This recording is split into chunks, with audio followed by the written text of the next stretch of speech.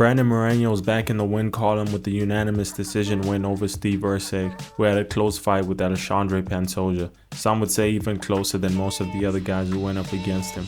I opened up the comment section of a UFC Instagram post and some people actually believe Steve got robbed.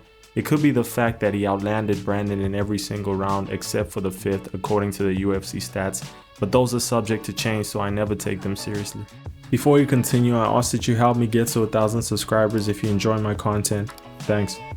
And even if he did land more strikes, we have to remember that damage trumps all.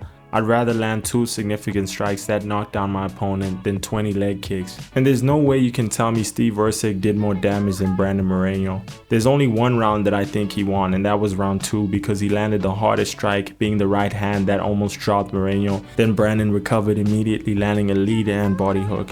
He also landed a right hand of his own as well as thudding low kicks. Steve was finding his groove with the distance management and jab, so I'll give him the round just to be safe.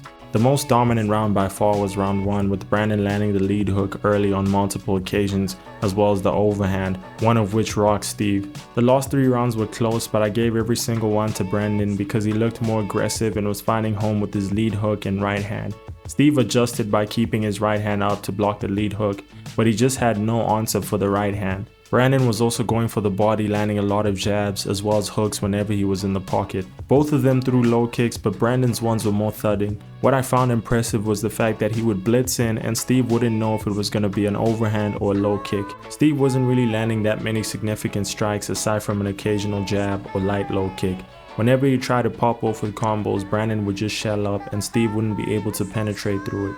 Did Steve get forechecked? Absolutely not. It would be foolish to say that after watching his performance against Pantoja as well as some of his highlights in this fight. He's losing to the best guys in his division, and I honestly think he can beat at least 40% of the top 15, so he should focus on working his way up. I would say I was surprised that they matched up Steve with Brandon after losing to Kai Car-France, but at the end of the day, Pantoja has a lot of wins over guys in the top 15 and they're running out of interesting matchups. The fact that Merab, Dricus, Magomed, Bilal, and Alex Pereira are all above Pantoja makes absolutely no sense to me. He has more title wins than all of them, and one of the guys above him isn't even a champion. He's one of the most underrated champions in the UFC, and I think people are starting to take notice of it. The most interesting fight they can make for him right now is Manel Kape, because I guarantee you no one wants to see any quadrilogy or trilogy. There's so much politics in the UFC flyweight division. Imagine being so dominant that they bring in a fighter from a different organization just for him to lose by submission in the 2nd round and then finds himself in the top 15 somehow. Does he deserve to be there? Absolutely not, but the UFC is a business and the best thing they can do right now is sign a fighter like Kai who will bring exciting fights and could be a contender one day. I mean, it's either that or we see a quadrilogy with Brandon. I don't blame the UFC for making this decision because I'm sure they felt cornered, pun intended. Anyway, I hope you guys enjoyed the video. Like and subscribe if you enjoyed my content. Thanks.